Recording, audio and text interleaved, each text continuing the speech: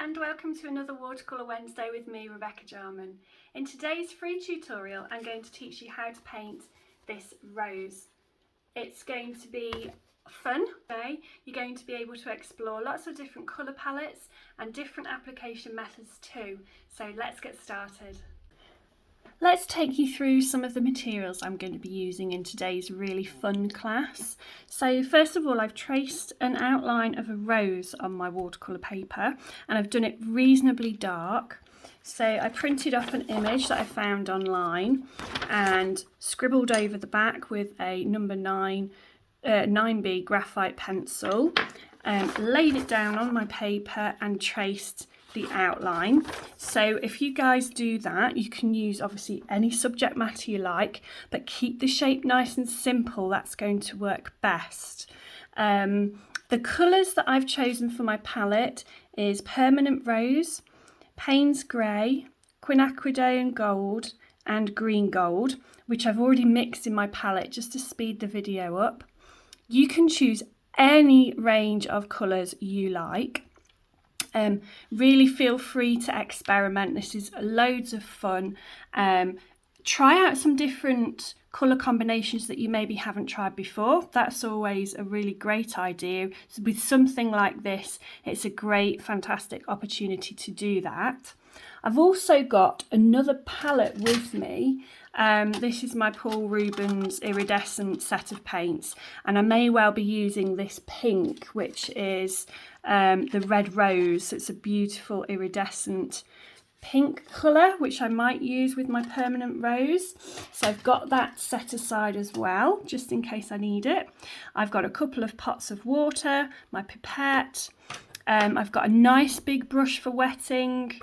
I have a number 4 and a number 8 round brush.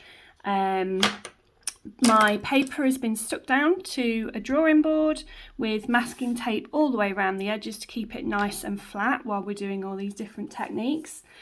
I've also got with me some table salt, some implements to draw patterns into the paper. So I've got a range of embossing tools. I think I got this actual set from a shop called The Range, so check that out. You'll no doubt be able to get these online as well, and arts and crafts shops. The alternative to those is something like one of these nib pens. So you usually use these with ink, but actually you can make nice marks in your watercolour paper with one of those. You could also use a toothpick, something like that, anything with a sort of a tip to it that's hard.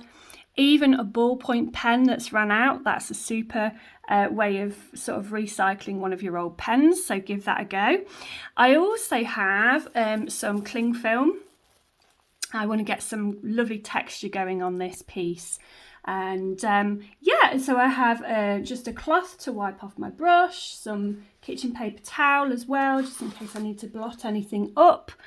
And yeah, I think that's it. Let's make a start. So it's all about having fun, which I've already said, but really do let yourself go. This is a great opportunity to just relax into a painting.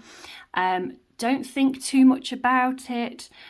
Really try out different colours and combinations that you haven't done before. And if you haven't tried the salt resist technique and the cling film resist technique, this is a great opportunity to do that. So I'll take you through those step-by-step methods. Okay, so what I'm going to do first, like I say, I've already mixed my colours in my palette. They are nice and thick. They're runny, but they're quite thick in the sense that they're creating beautiful strong colours. They're not pale fluid colours. They've got a good strength to them. Just a really quick reminder, can you hit like for me if you're enjoying this tutorial, and also subscribe and click the bell too, and that way each time I upload another free watercolour tutorial you'll get a notification. So we're going to be wetting the paper first, therefore these colours will be slightly paler once we use them on the actual painting itself. So make sure you mix up a colour that's a bit darker than you actually want it. And remember also, it's going to dry sort of up to 30% lighter. The paint will dry lighter once it's on your page. So let's make a start. My plan is to just go for it. I'm going to just wet my brush because that's not pre-wet. So I'm using quite a big brush. This is my number 8 round brush. So that's nice and wet. Just wipe that on my cloth so it's ready to go. I'm using this nice thick, it's probably 1.5 inches or something, brush to apply the clean water. So I'm going to do that right now. I'm going to start at the top. Now, obviously the water will dry eventually, but if you put plenty down, you should be good. And you don't want puddles though, guys, so don't overdo the water, but at the same time just keep a check on how it's drying. So what I'm going to do is I'm just going to wet the top half of the painting first, and then go from there, and as I come down I shall wet again. So I'm going to go in then with, let's make a start with the quinacridone gold. It's such a lovely colour. So like I say, you guys will have your own colour palettes, of course. I'm just going to look how beautifully it splays across the wet paper. Just popping it down. And then I'm going to go in. I'm not cleaning my brush. I'm going to pick up some of this beautiful pink. So that's the permanent rose. So it's going to blend on the brush and also on the paper too. So let's get some of that pink down. Let's pop in some more across the centre here. Got a few little hairs, but don't worry, that's fine. I'm going to pick up, actually, I'm going to just pick up some of this iridescent paint. This is really pretty. Let's get some of this on the rose itself while that area is damp. That's really pretty, that is. I'm going to draw the paint out from the rose as well. So what you're not doing is you're not painting inside the lines, okay? Ignore the lines for the time being. We are going to look at that at a later date, so don't worry about that right now. While that is wet, I'm going to, actually, let's do the salt resist technique. So this is damp, the paper's damp and the paint's damp. Just sprinkling down some salt on the surface. Hopefully you'll see on the camera where this has landed. So what happens is the grains of salt will absorb some of that paint. So you should be able to see some dark spots now on the surface of my painting, and that will be the salt doing its thing. So I'm just sprinkling that down. And I'm going to move on to this right hand side. Now it has started to dry from the outside in, so I'm just going to place down some more water. Let's just wet this bit as well, get that stuff to merge, get the paint to merge on the surface of the paper. So I've just wet that area. So you have to move fast with this technique, folks. This is why you need to just relax into it. Just go with the flow. I'm going to add some of this beautiful green gold to this side, bring it down, and then some of the Payne's grey as well. So you can see how lovely that Payne's grey is, nice and dark, and it mixes really nicely actually with that green gold. That's lovely. So I'm just adding some water down now because I want to get these to merge together really nicely. So actually over in this side, let's get some more green gold down. I want some brighter green gold patches. I'm going to use the cling film technique over here, I think. So let's just pick up the cling film. So I've got some salt in this left hand area, and that I might pop down, actually I've not tried this before, so I'm going to give it a go. I'm going to pop down some salt, and then I'm going to do the cling film technique over the top. So I'm just going to give myself some space. Let's just crinkle up the cling film. Your paint has to be nice and wet, and you just press it down on the surface so that it's nice and crinkly. And once it's down and you're pressing, don't try and lift it off and move it and all that kind of thing. You want to let it go. You want to press it down hard and then just leave it be and let it do its thing. So I've got it down, pressed down hard. I can see some nice areas of shapes under there. So it will do its thing, trust in the technique. It's very simple, but there's a couple of things to remember with this. Make sure your paint is wet enough, and also you want some contrast. If you're using very pale paint, your effect will not really be substantial enough to see. It will be too subtle. So this technique works best, I've found, if you use nice deep colours, strong colours, and then you get these lovely shapes that stand out really well. As you can see already, the salt is starting to take effect in this top left hand corner. It's looking beautiful, so I'm really happy with that. Let's bring my palette across again, and what I'm going to do now is actually let's just mix up, because you know the paint, I've used pretty much all of the paint I had mixed previously, so I'm just going to make sure I've got enough of those colours before I start the next step. So let's get some of this beautiful rose, permanent rose, which is really pretty. Actually, I mixed it quite a lot with the quinacridone gold at the top, which has created a lovely peachy colour, which I've not tried before, so that's really nice. I've learned something today. Bit of water in there. Again, make sure you're getting good strength of colour. So bit of pink there mixed up, nice and strong. Clean off my brush, mix up some more of the quinacridone gold, I think, as well. So I mean, I like to limit, probably 4 colours is what I would suggest, but I mean, if you guys want to try more colour combinations, then feel free. It's also really nice to have tonal colours, so you might want sort of like a dark pink and a purple and maybe a red or an orange or something like that, so it would be much more tonal rather than distinct colours.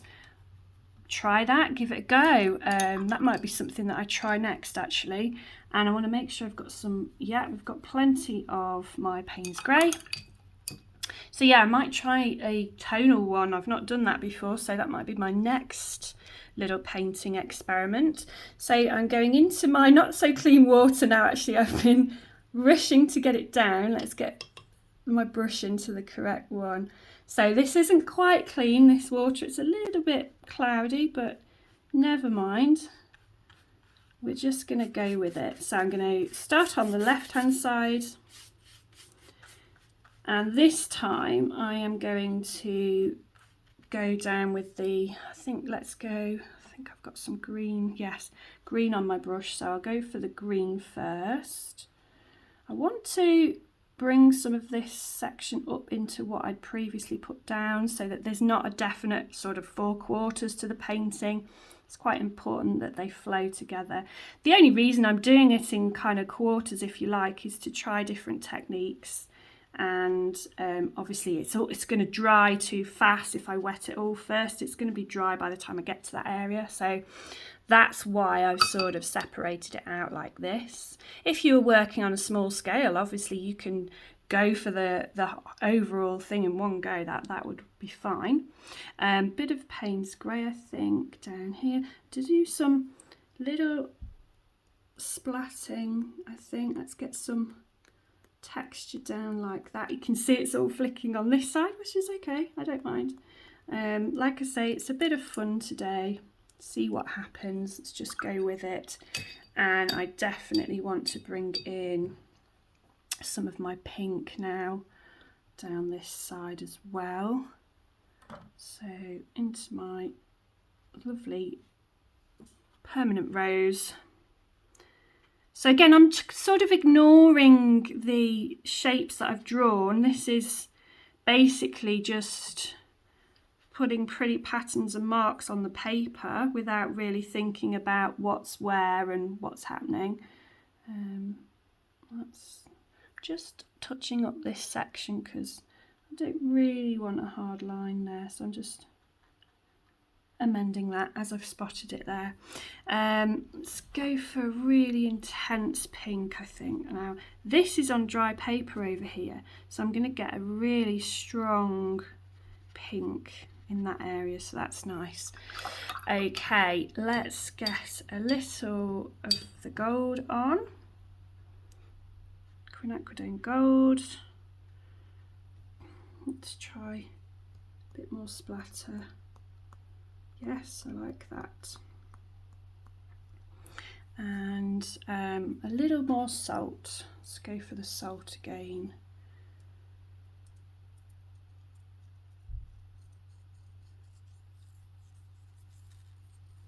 So I'm only using a little pinch. You don't need to go overboard. I find actually if you use too much salt, you don't really get a good effect. Sometimes it's too clumpy. I actually like having little gaps between each of the granules of salt. But give it a go. See what you like. You might be different. You might like having real clumps on the surface and see what that does. You'll get lots of different effects. Just try it out on thicker paint, thinner paint, different colour combinations.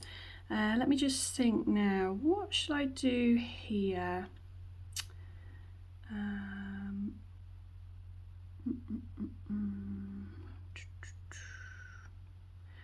I think maybe, what have I got on my brush?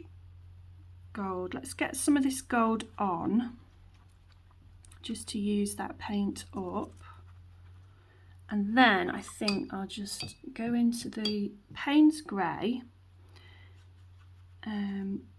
but softer, I think, so paler, not as much strength in that grey. It's much wetter down here. So I've got some quite strong grey just here, and there'll be some dark greyish patches mixed with the green in that area. And how shall I finish it? This is great because you sort of you can assess it as you go. You're never gonna be able to determine at the start what's gonna happen in a painting like this. You just sort of have to tackle it as you go and see what you come up with, kind of thing. I actually really like the mix of the pink and the gold, so that kind of peachy colour is gorgeous. So let's try and get some of that happening. If I mix up the peach colour on my palette, and then I think what I might do is switch to my smaller brush.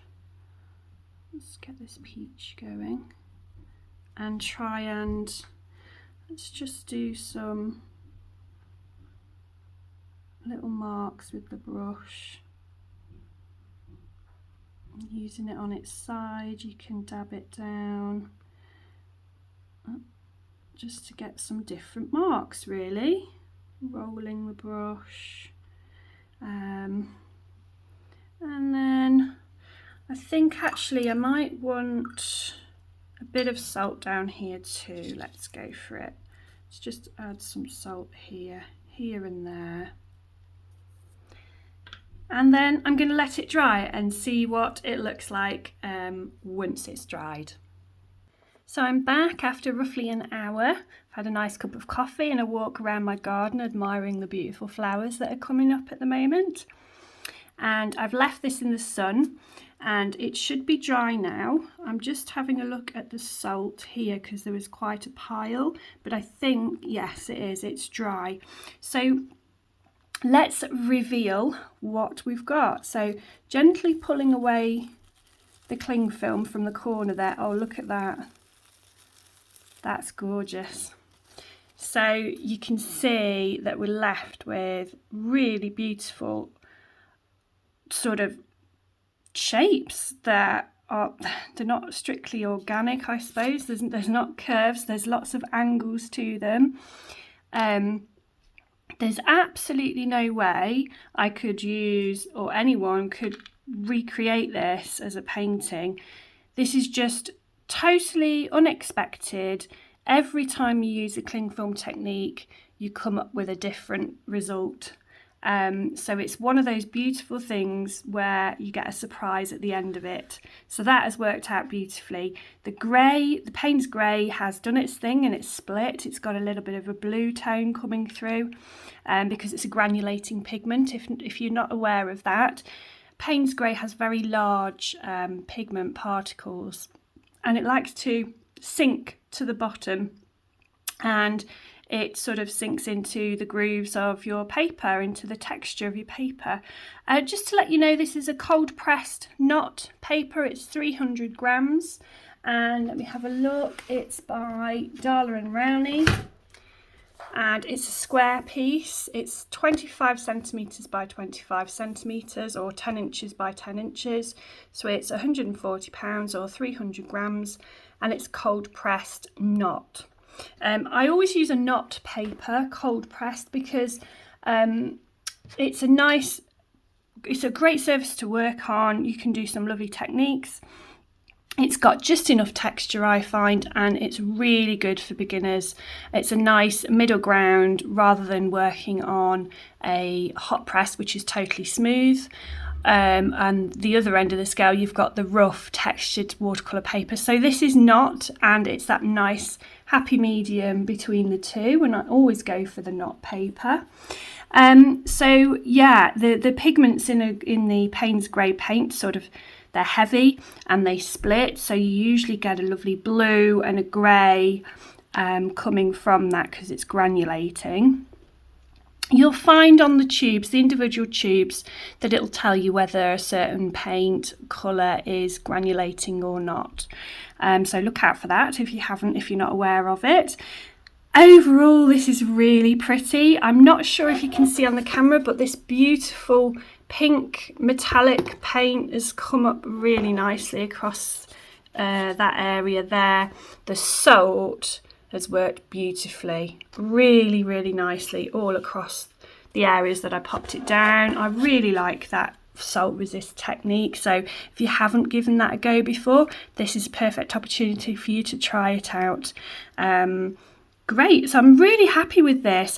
Now, I did draw my tracing really dark, and I recommend you do the same, because even though I did that, I'm sort of only just able to see the outline in certain areas. So make sure you have a really dark line to follow, because the next step is quite important. You want to be able to see the shape you've drawn.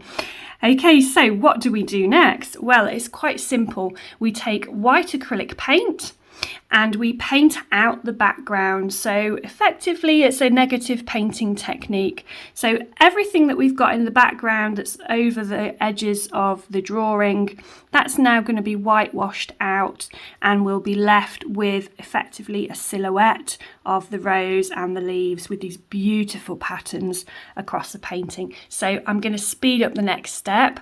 Use acrylic paint or gouache, or even white ink works as well. I've used all of those mediums before to do this technique and they all work well.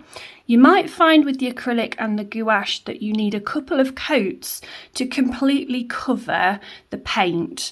I actually quite like it when you see a little bit of this background coming through, but obviously you want the white paint to be bright enough that you can actually see the outline and the shape of the image that you're trying to create.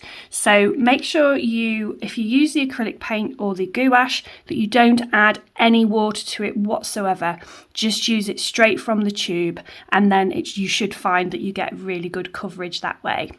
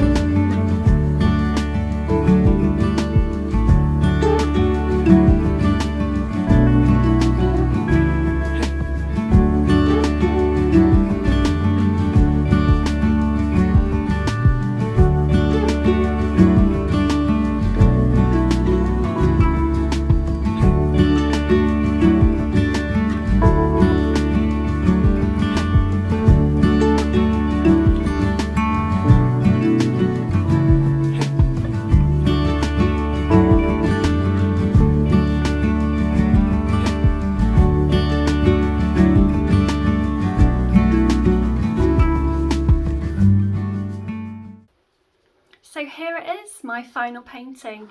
I really enjoyed this one. I'm really pleased with the outcome. I hope you are too.